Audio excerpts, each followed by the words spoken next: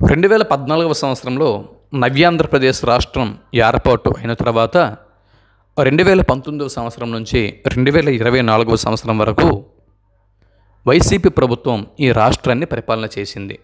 2014 నుంచి 2019 వరకు మొదటి 5 సంవత్సరములు టీడీపీ ప్రభుత్వం రాష్ట్రాన్ని పాలించగా 2019 నుంచి 2024 వరకు ఈ 5 సంవత్సరాలు వైసీపీ ప్రభుత్వం ఆంధ్రప్రదేశ్ రాష్ట్రాన్ని పరిపాలన చేసింది.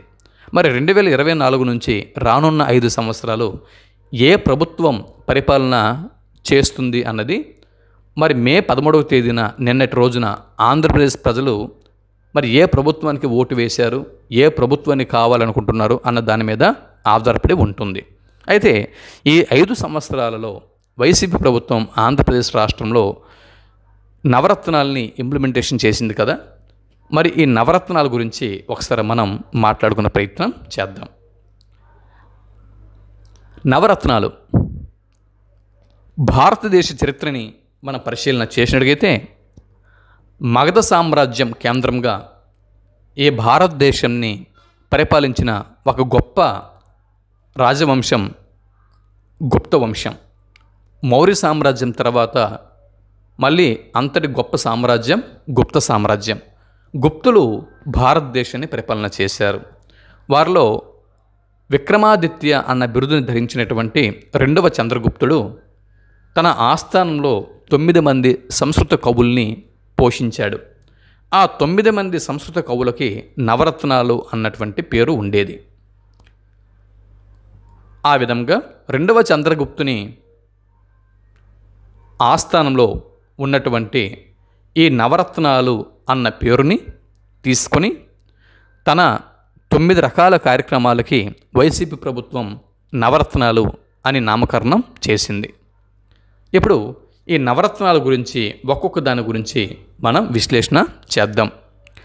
ముందుగా నవరత్నాలు అనగానే ముందుగా మనకు గుర్తొచ్చే అంశం అమ్మఒడి, జగనన్న అమ్మఒడి. జగనన్న అమ్మఒడి గురించి మాట్లాడుకుంటే వైసీపీ ప్రభుత్వ పరిపాలనలో అత్యున్నతమైనటువంటి ఒక గొప్ప పథకం జగనన్న అమ్మఒడి. ఎస్, ఇది ఒక గొప్ప పథకం అని చెప్పొచ్చు. నెక్స్ట్ ఏ గవర్నమెంట్ వచ్చినా కూడా ఈ పథకంని కంటిన్యూ చేయాలి అని కోరుకుంటున్నాను.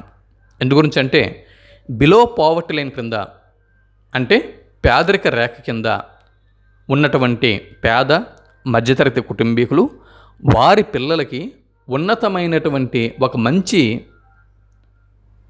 విద్యా ప్రమాణాలతో కూడినటువంటి విద్యని అందించేందుకు ఈ పథకం ఎంతగానో తోడ్పడుతున్నది.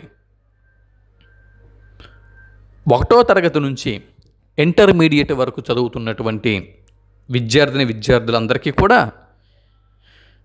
ఏడాదికి 15,000 రూపాయల చొప్పున ఆర్థిక సహాయంని అందిస్తూ ప్రతి ఏటా వారి వారి తల్లుల ఖాతాల్లో ఈ అమౌంట్ని జమ చేయడం జరిగింది. ఇది ఒక గొప్ప పథకం. చెబుతున్నా కదా, వైసీపీ ప్రభుత్వం పాలనలో నాకు నచ్చిన పథకం జగనన్న అమ్మఒడి పథకం.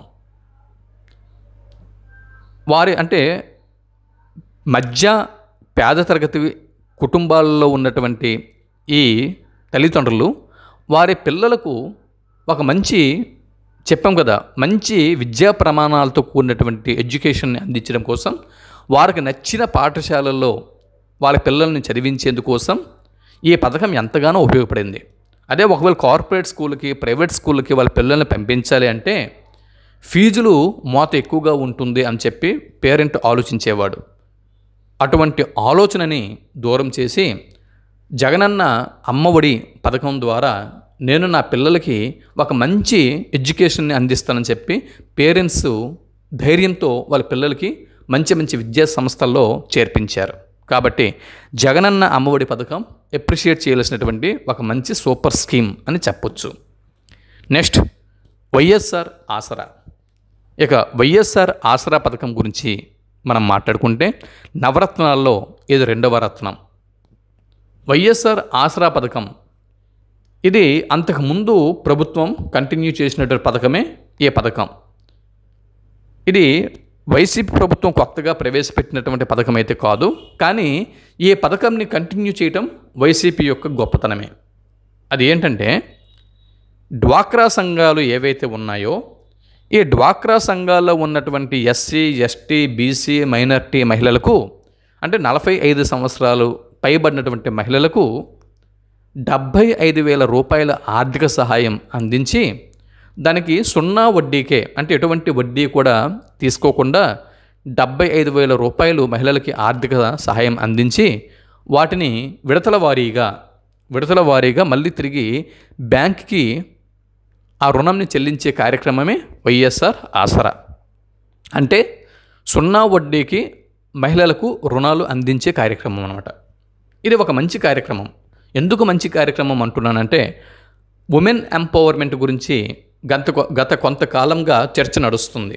అంటే దీన్నే తెలుగులో మహిళా సాధికారత అని చెప్పి అంటాము. అంటే మహిళా సాధికారత ఎప్పుడు అందుతుంది? మహిళలు విద్యావంతులైనప్పుడు, అలాగే మహిళలకి ఆర్థిక వనరులు వారి చేతిలో ఉన్నప్పుడు, మహిళలు స్వయంగా ఏదో ఒక పని చేసుకుంటూ లేకపోతే ఏ విధంగానో కొంత ఆర్థిక వనరులు వాళ్ళు ఆర్జించినప్పుడు మహిళలకి ఈ సాధికారత అనేది లభిస్తుందన్నమాట. కాబట్టి మహిళలు ఆర్థికంగా, రాజకీయంగా, సామాజికంగా అన్ని విధాలుగాను మహిళలు ముందుకు రావాలంటే ముందుగా వాళ్ళకి ఆర్థిక ప్రయోజనాలు అనేవి చేకూరాలి. మనకు తెలుసు, భారతదేశంలో ఉన్న మహిళలు ఎక్కువ మంది గృహిణులు, అంటే వంటింటికి మాత్రమే పరిమితమయ్యే వాళ్ళు ఎక్కువ మంది మన భారతదేశంలో.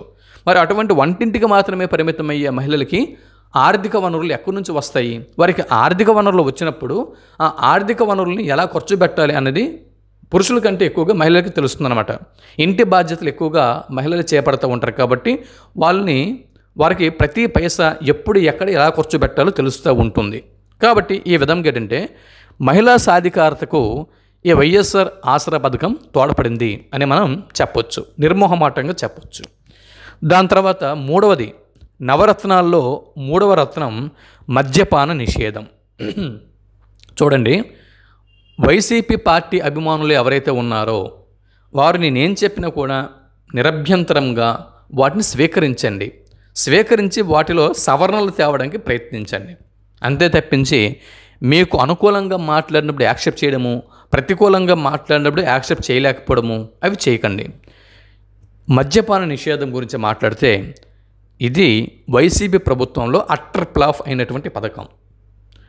జగనన్న గారు మాట ఇచ్చి మడమ తిప్పినటువంటి పథకం మద్యపాన నిషేధం. ఎస్, ఇది నిరభ్యంతరంగా ఎవరికైనా కూడా ఆంధ్రప్రదేశ్ రాష్ట్రంలో ఏ ఒక్క వ్యక్తికైనా కూడా ఈ పథకం గురించి చెబుతారు. మద్యపాన నిషేధం ఈ విషయంలో, అంటే నవరత్నాల్లో, అలాంటప్పుడు నవరత్నాలు అన్నటువంటి తమ ఎన్నికల మేనిఫెస్టోలో ఈ రత్నంని పక్కకు పెట్టాలి. లేదు, వారి మేనిఫెస్టోలో ఇది పెట్టినప్పుడు దాన్ని ఇంప్లిమెంటేషన్ చేయాలి.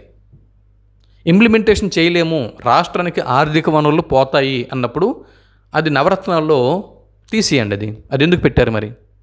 కాబట్టి మద్యపాన నిషేధం అట్టర్ ఫ్లాప్ అయ్యింది. అంతకుముందు వైన్ షాపుల్ని ప్రైవేట్ వ్యక్తులు నడిపేవారు. ప్రైవేట్ వ్యక్తుల నుంచి గవర్నమెంటే పూర్తిగా మొత్తం రాష్ట్రంలో ఉన్న వైన్ షాపులన్నింటినీ కూడా తన అండర్లోకి తీసుకుని అక్కడ ఒక ఎంప్లాయీస్ని జీతాలు ఇస్తూ నియమించి మరి నాసిరకం బ్రాండ్లను వాటిని ప్రవేశపెట్టి ఇంకా మద్యపానంని విచ్చలవిడితనం చేసింది. మద్యపాన నిషేధం చేయలేదు, మద్యపానంని విచ్చలవిడితనం చేసింది. దాని తర్వాత వైఎస్ఆర్ జలయజ్ఞం, ఇది కూడా అట్టర్ ఫ్లాప్ అయింది. నవరత్నాల్లో అట్టర్ ఫ్లాప్ అయినటువంటి అంశం వైఎస్ఆర్ జలయజ్ఞం. సరేలే, వైఎస్ఆర్ జలయజ్ఞం అట్టర్ ఫ్లాప్ అయినా కూడా ఎవరు పట్టించుకోరు. ఎందుగురించి అంటే, ఆ రాష్ట్ర ప్రభుత్వానికి అన్ని నవరత్నాల్ని ఇంప్లిమెంటేషన్ చేసేందుకు మీకు ఆర్థిక వనరులు సరిపోకపోవచ్చు. ఆర్థిక వనరులు కూడా మనం చూసుకోవాలి కదా.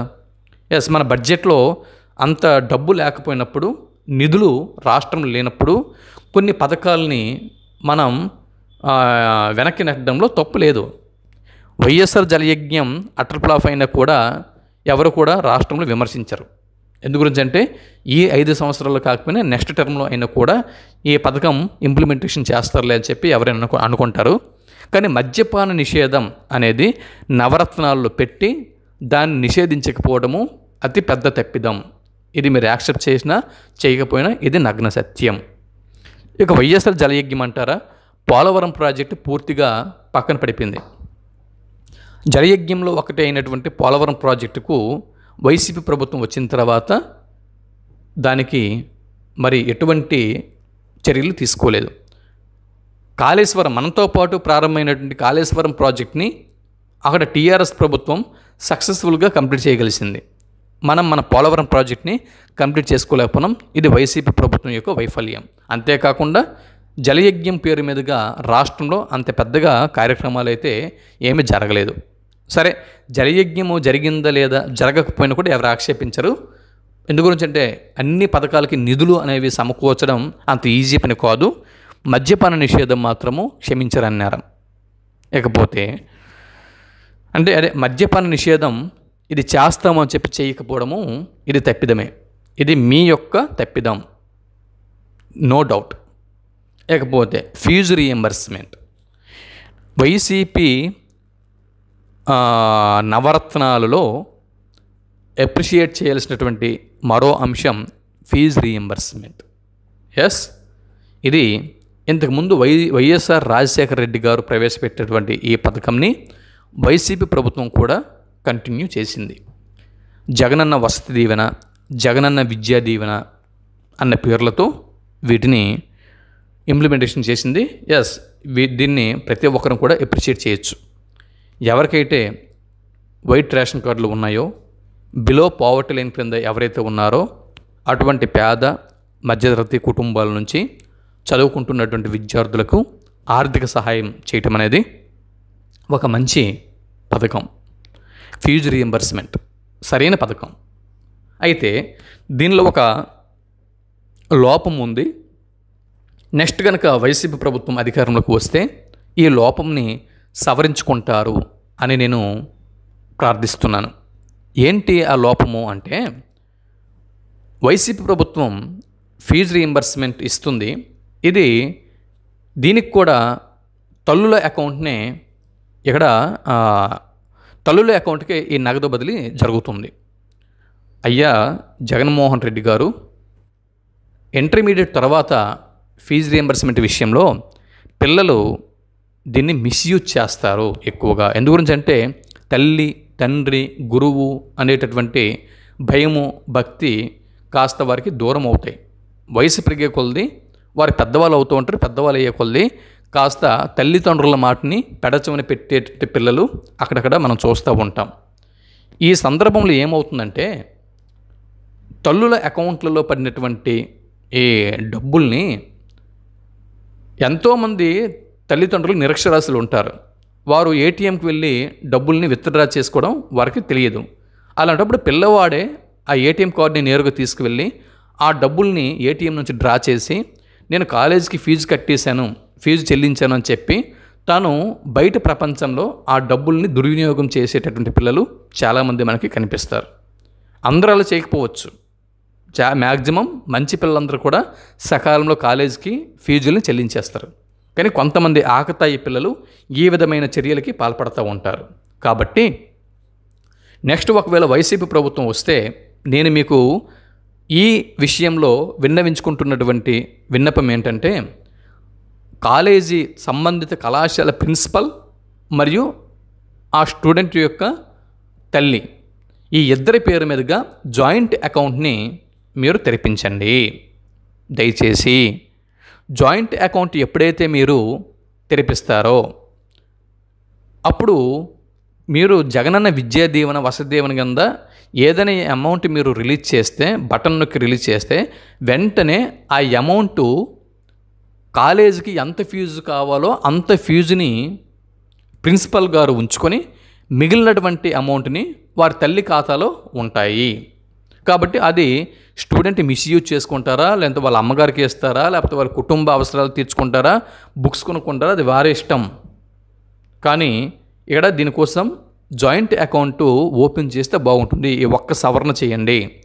జాయింట్ అకౌంట్ ప్రిన్సిపల్, సంబంధిత కాలేజీ ప్రిన్సిపల్కు సంబంధిత స్టూడెంట్ యొక్క తల్లి ఈ ఇద్దరి పేరు మీదుగా జాయింట్ అకౌంట్ ఉండాలి. జాయింట్ అకౌంట్ ఉన్నప్పుడు కాలేజీలో వాళ్ళకి రావాల్సిన ఫీజుని వాళ్ళు తీసుకుని మిగిలిన ఫీజుని ఇస్తారు. లేకపోతే ఫీజులు బకాయి ఉండిపోతున్నాయి. చాలామంది పిల్లలు మొత్తం జేవిడి అందుకుంటున్నారు, అంటే కొంతమంది ఆకతాయిలు జేవిడీలు అందుకొని వారు డిగ్రీ 3 సంవత్సరాలు ఎంజాయ్ చేస్తున్నారు. తర్వాత మాకు సర్టిఫికేట్ వచ్చినా రాకపోయినా పర్వాలేదు, ఇంకా మాకు సర్టిఫికేట్లతో పని లేదని చెప్పి వారు కాలేజీకి రావట్లేదు, బయట బలాదూర్ తిరుగుతున్నారు. ఎప్పుడో వాడికి సర్టిఫికేట్లు అవసరమైతే అప్పుడు మళ్ళీ ఫీజు కడుతున్నాడు. ఈలోపు సంబంధిత కాలేజీలు మెయింటెనెన్స్కి, స్టాఫ్ జీతాలు ఇవ్వడానికి వీటన్నిటికీ నానా అగచాట్లు పడుతున్నాయి కాలేజీలు. కాబట్టి దయచేసి ఒక్క సవరణ చేయండి. జాయింట్ అకౌంట్ ఓపెన్ చేయించండి. ప్రిన్సిపల్ పేరు మీదుగా, సంబంధిత స్టూడెంట్ తల్లి పేరు మీదుగా జాయింట్ అకౌంట్ ఓపెన్ చేస్తే ఈ సమస్య సాల్వ్ అవుతుంది. నెక్స్ట్, నవరత్నాల్లో చెప్పుకోవలసిన మరో విషయం ఆరోగ్యశ్రీ. జగనన్న ఆరోగ్యశ్రీ. ప్రతి పేద కుటుంబం ప్రభుత్వ మరియు కార్పొరేట్ ఆసుపత్రుల్లో నాణ్యమైన చికిత్సను పొందగలిగే లక్ష్యంతో మాజీ ముఖ్యమంత్రి స్వర్గీయ డాక్టర్ వైఎస్ రాజశేఖర రెడ్డి గారు 2007 ఏప్రిల్ 1న రాజీవ్ ఆరోగ్యశ్రీ పథకంని ప్రారంభించారు. ఆ రాజీవ్ ఆరోగ్యశ్రీ పథకంని ఇప్పుడు వైసీపీ ప్రభుత్వం కూడా దాన్ని కంటిన్యూ చేస్తుంది. ఎప్రిసియేట్ చేయాల్సిన విషయం ఇది. ఎవరు అవునన్నా కాదన్నా పార్టీలకు అతీతంగా ప్రతి ఒక్కరికి కూడా ఇది సంజీవని, ప్రాణాలు అందిస్తున్నటువంటి సంజీవని, ఒక అమృత పథకం వంటిది అని చెప్పొచ్చు. బిలో పావర్టీ లైన్ కింద ఉన్నటువంటి పేద మధ్యతరగతి కుటుంబాలకు జగనన్న ఇది ఒక సంజీవని రూపంలో అందిస్తున్నారు. ఎస్, ఈ విషయంలో జగనన్న గారిని అప్రిషియేట్ చేస్తున్నాం. అయ్యా, ఈరోజు కార్పొరేట్ హాస్పిటళ్ళకు వెళ్ళి లక్షల కొద్ది డబ్బులు చెల్లించి వైద్య సదుపాయాల్ని అందుకోలేని స్థితిలో చాలామంది పేదవారు, మధ్యతరగతి వారు ఉన్నారు. అటువంటి కుటుంబాలకు ఇది ఒక సంజీవని వంటి పథకం అని చెప్పొచ్చు. మీ వల్ల ఎంతోమంది ఖరీదైన కార్పొరేట్ ఈ వైద్యంని అందుకోగలుస్తున్నారు. కాబట్టి ఈ విషయంలో జగనన్న గారిని అభినందిస్తున్నాం. నెక్స్ట్, ఏ ప్రభుత్వం వచ్చినా, టీడీపీ వచ్చినా, వైసీపీ వచ్చినా, దయచేసి ఆరోగ్యశ్రీ పథకంని కంటిన్యూ చేయండి. ఈ పథకంకి మీరు ఏం పేర్లు మార్చుకుంటారో మార్చుకోండి. ఒకవేళ టీడీపీ వస్తే పేరు మార్చుకుంటారా, లేకపోతే వైసీపీ ఉంటే ఇదే పేరు మీద కంటిన్యూ చేస్తారా? దీనికి మీరు ఏ పేరైనా పెట్టుకోండి. ఇంకా అవసరమైతే ఆరోగ్యశ్రీ కింద మరికొన్ని వ్యాధుల్ని చేర్చండి, మరికొంత అమౌంట్ని పెంచండి. కానీ ఈ పథకం చాలా ఇంపార్టెంట్. ప్రతి ఒక్కరికి కావాల్సిన పథకం ఆరోగ్యశ్రీ. దీనివల్ల బిలో పావర్టీ లైన్ కింద ఉన్నటువంటి ప్రతి పేద మధ్యతరగతి కుటుంబీకులు ఖరీదైన వైద్యంని పొందగలుస్తున్నారు. ఇక వైఎస్ఆర్ రైతు భరోసా పథకం. వైఎస్ఆర్ రైతు భరోసా పథకం, అయ్యా, ఏ పథకం ప్రవేశపెట్టి మీరు రైతుల ఆత్మబంధువు, రైతుల ఆపద్బాంధవుడుగా నిలిచారు అని నిర్మోహమాటంగా చెబుతున్నాను. జగన్మోహన్ రెడ్డి గారు కంటిన్యూ చేస్తున్నటువంటి పథకాల్లో వైఎస్ఆర్ రైతు భరోసా పథకం నాకు ఎంతగానో నచ్చింది. ఎందు గురించి అంటే, ఇక్కడ సగటు రైతుకి ఏడాదికి 13,500 రూపాయలు ఆర్థిక సహాయం అనేది లభిస్తుంది. అంటే జూన్ మొదటి వారం నుంచి, అంటే ఖరీఫ్ నెల ప్రారంభమైనప్పటి నుంచి మళ్ళీ సంక్రాంతి వరకు తన పంట చేతికి అంది వచ్చినంత వరకు కూడా రైతుకి ఖర్చులే తప్పించి ఆడ లాభాలు ఏమీ కూడా ఉండవు. ఈ సందర్భంలో వడ్డీ వ్యాపారస్తుల్ని ఆశ్రయించి అధిక వడ్డీకి రుణాలు తీసుకువచ్చి పంటల కింద పెట్టుబడులు పెట్టి పంటల్ని పండించిన తర్వాత ఒకవేళ తుఫానులకి గురైపోయినా, ప్రకృతి విపత్తులకి పంటలు గురైపోయినా, తర్వాత కాలంలో పంట చేతికి ఒకవేళ రాకపోయినా వారు తీసుకున్నటువంటి అప్పుల్ని, వడ్డీల్ని చెల్లించుకోలేక ఎంతోమంది రైతులు ఆత్మహత్యలు చేసుకునేవారు. అటువంటి స్థితి నుంచి రైతులని ఈ వైఎస్ఆర్ రైతు భరోసా అనేది కాపాడుతూ వస్తుంది. ఈ విషయంలో వైసీపీ ప్రభుత్వానికి నేను అప్రిషియేట్ చేస్తున్నాను. జగనన్న గారు రైతు బాంధవుడుగా నిలిచారు. కాబట్టి టీడీపీ ప్రభుత్వం వచ్చినా కూడా ఈ పథకంని కంటిన్యూ చేస్తారు అని నేను భావిస్తున్నాను. దీన్ని 2019 అక్టోబర్ 15వ తేదీన ప్రారంభించారు. అయితే ఈ 13,500 రూపాయలలో ఈ 13,500 రూపాయల రైతు భరోసా కార్యక్రమంలో 6,000 రూపాయల నరేంద్ర మోడీ గారి పిఎం కిసాన్ నిధి కూడా ఉన్నది. ఇది కూడా మీరు గమనించవచ్చు. రైతు భరోసా కింద ఎవరెవరైతే అందుకుంటున్నారో రుణాలు, పంట రుణాలు, అటువంటి రైతులందరూ కూడా నరేంద్ర మోడీ గారికి కూడా రుణపడి ఉన్నారు. మన భారత ప్రధానమంత్రి నరేంద్ర మోడీ గారు పిఎం కిసాన్ నిధి క్రింద ప్రతి ఏటా 6,000 రూపాయలు రైతుల కోసం ఇస్తున్నారు. ఆ 6,000 రూపాయలకి అదనంగా 7,500 రూపాయలు కలుపుకొని మొత్తం 13,500 రూపాయలు వైఎస్ఆర్ రైతు భరోసా కింద ఇక్కడ వైసీపీ ప్రభుత్వం అందిస్తూ వచ్చింది. అంటే వైసీపీ ప్రభుత్వం అందించినటువంటి రైతు భరోసా 7,500 రూపాయలు మాత్రమే. మిగిలిన 6,000 రూపాయలు నరేంద్ర మోడీ గారు ఇస్తున్నటువంటి పిఎం కిసాన్ నిధి. ఇది గమనించాలి. కాబట్టి ఈ విధంగా మొదటి విడతలో 7,500, తర్వాత రెండవ విడతలో 4,000, మూడవ విడతలో 2,000 రూపాయలు, మొత్తం 13,500 రూపాయలు రైతులకి అందుతుంది. కాబట్టి ఇది ఎప్రిషియేట్ చేయాల్సినటువంటి పథకం. దాని తర్వాత పేదలందరికీ ఇల్లు. ఈ విషయంలో కాస్త నిరాశ అని చెప్పొచ్చు. నిరాశతో ఉన్నామండి. ఇది కొంచెం సవరిస్తే బాగుంటుంది. వైసీపీ ప్రభుత్వం ఈ విషయం సవరిస్తే బాగుంటుంది. ప్రజలు ఎవరైతే అంటే ఇల్లు లేని వాళ్ళు ఉన్నారో వారికి కనీసము వాళ్ళు ఇల్లు కట్టుకోవడం కోసం భూమి కూడా లేకపోతే అటువంటి వారికి భూమి ఇవ్వండి, తప్పులేదు. కానీ కొంతమందికి జాగా ఉంటుంది, అంటే ఇల్లు కట్టుకోవడం కోసం ప్లేస్ అనేది ఉంటుంది. వారికి ఇల్లు కట్టుకోవడానికి మాత్రమే డబ్బులు ఇస్తే సరిపోతుంది. కానీ వారికి కూడా మేము చూపించిన స్థలంలోనే మీరు ఇల్లు కట్టుకోండి అని అనకూడదు. కాబట్టి ఈ విషయంలో కొంచెం ఆలోచించండి. ఈ పథకం క్రింద ఇల్లు లేని పేదలందరికీ కూడా ఇల్లు నిర్మించి ఇస్తారు. పేదలందరికీ ఇల్లు కార్యక్రమంని ముఖ్యమంత్రి వైఎస్ జగన్మోహన్ రెడ్డి కొత్తపల్లి మండలం కొమరగిరిలో 2020 డిసెంబరు 25న ప్రారంభించారు. తర్వాత పింఛన్లు ఇది కూడా ఒక మంచి పథకమే. అయితే గతంలో టీడీపీ ప్రభుత్వం పెన్షన్ 2,000 రూపాయలు చేసింది. తర్వాత వైసీపీ ప్రభుత్వం వచ్చిన తర్వాత పెన్షన్ని అంచెంచెలుగా 1,000 రూపాయలు పెంచింది. కాదనట్లేదు. టీడీపీ ప్రభుత్వం 2,000 రూపాయలు పింఛన్ ఇస్తే వైసీపీ ప్రభుత్వం 3,000 రూపాయలు పింఛన్ ఇచ్చింది. అది కూడా అంచెంచెలుగా పెంచుకుంటూ 250 రూపాయల చొప్పున పెంచుకుంటూ ఇక్కడ 3,000 రూపాయలకి చేర్చడం జరిగింది. అయితే ఈ విధంగా వైఎస్ఆర్ పింఛన్ల పథకం ఇది కూడా బాగానే ఉంది. ఈ రోజుల్లో పిల్లలు పెద్దవాళ్ళు అయిన తర్వాత మరి కొంత వయసు దాటిన తర్వాత వారికి కష్టపడేందుకు వయసు సహకరించదు. మరి కన్నా పిల్లలు కూడా సరిగ్గా చూడలేనటువంటి పరిస్థితిలో అటువంటి వృద్ధులకి ప్రభుత్వం పింఛను అందించడం అనేది ఒక మంచి పథకం అని చెప్పొచ్చు. ఇవ్వండి నవరత్నాలు.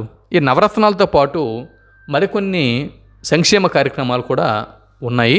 అవి చూద్దాం. రైతు భరోసా ఇది 2020 సంవత్సరం మే నుంచి ప్రారంభించింది వైసీపీ ప్రభుత్వం. అంటే దీని కింద ఏంటంటే రైతు భరోసా కింద విత్తనాల నుంచి విక్రయం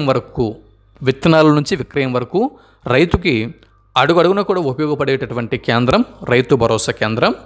ఇది కొంతవరకు ఎప్రిషియేట్ చేయాల్సినటువంటి విషయం. వైఎస్ఆర్ బీమా ఒకవేళ రైతులకి ఏమైనా ప్రమాదం జరిగినా లేకపోతే ఆత్మహత్యలకు పాల్పడినా అటువంటి రైతులకి తక్షణమే 7 లక్షల రూపాయల ఆర్థిక సహాయం అందించేటటువంటి వైఎస్ఆర్ బీమా పథకం కూడా అభినందించదగినటువంటి పథకం. ఇకపోతే వైఎస్ఆర్ 0 వడ్డీ పంట రుణాలు 1 లక్ష రూపాయల వరకు వడ్డీ లేని రుణాలని కూడా రైతులకి అందిస్తుంది. ఇది కూడా అభినందించదగినటువంటి విషయం. వైఎస్ఆర్ ఉచిత పంట బీమా పథకం, దీనికి ప్రీమియం 1 రూపాయి మాత్రమే. పొలం బడి, రైతు దినోత్సవం ఇవన్నీ కూడా రైతుల కోసం వైసీపీ ప్రభుత్వం అమలు చేస్తున్నటువంటి పథకాలు. అయితే రైతుల కోసం వైసీపీ ప్రభుత్వం ఏ విధంగా అయితే ముందుకు వచ్చి కొన్ని పథకాలను ప్రవేశపెట్టి రైతులకి అడుగడుగునా కూడా ఏ విధంగా అయితే నేనున్నాను అని చెప్పి నిలిచిందో అలాగే నెక్స్ట్ వచ్చినటువంటి గవర్నమెంట్ ఒకవేళ వైసీపీ వస్తే మంచిదే, లేదా టీడీపీ ప్రభుత్వం వచ్చినా కూడా ఈ విధంగా రైతులకి ఆసరాగా నిలుస్తుంది అని కోరుకుంటూ ఇక్కడితో ఈ వీడియోని ముగిస్తున్నాను.